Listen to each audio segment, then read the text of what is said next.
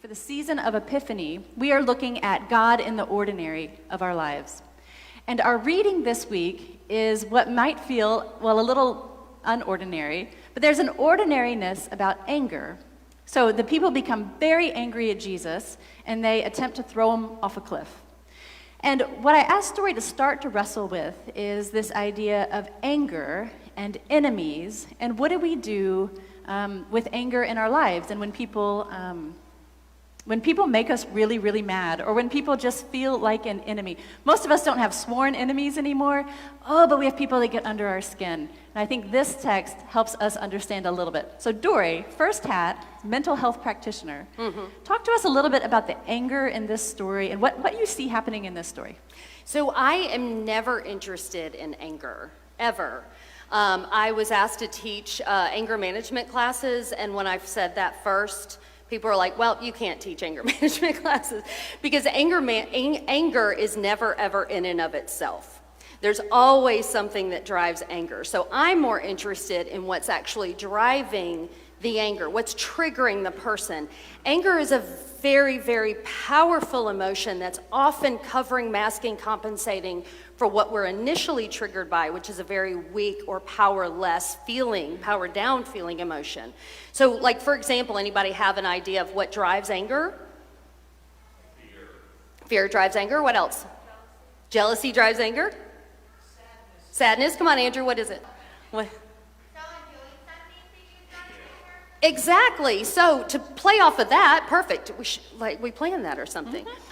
So one of the things, especially that drives anger, is everything that you guys named: embarrassment, humiliation, those things that we don't want to feel, that we're very uncomfortable with. Another thing that drives it, though, is hurt.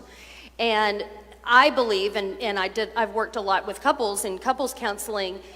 99.999% of the time in couples work with people who are hurt, it is a feeling of not being considered. We don't like that. All of us want to feel considered. All of us want to be validated and valued. And when we feel devalued, we feel small. And so the typical response to that is to get loud, get big. Think of the Incredible Hulk if you're a Marvel fan like me. Puny Banner compared to the big, strong, angry guy, because he's always angry.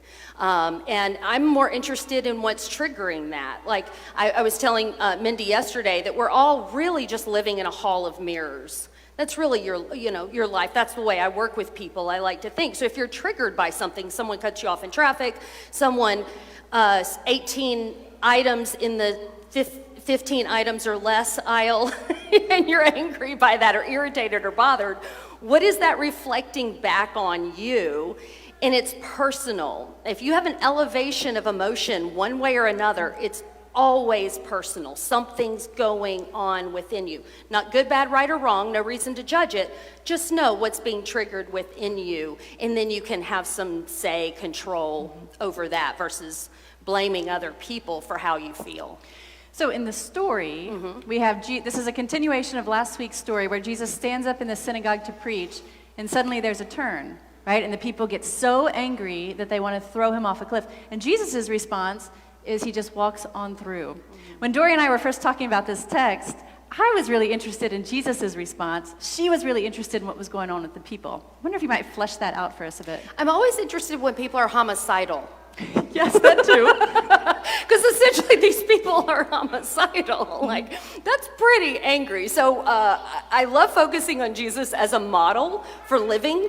I love that he kind of just walks right through, like, nonplussed. I don't know if that's actually the attitude behind it.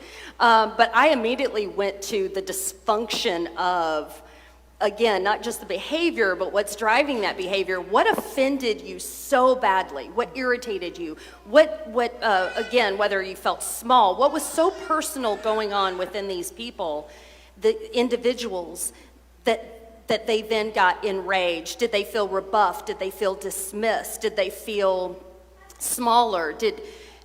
Were they mad that Jesus was stealing the limelight or taking their place? There was jealousy, you just mentioned. So I don't know what was going on. That's your job to, theologically speaking, psychologically speaking, something's always going on. It's always personal. Yeah, and what we're looking at in this story is that Jesus is standing with his people, and he says, you know what?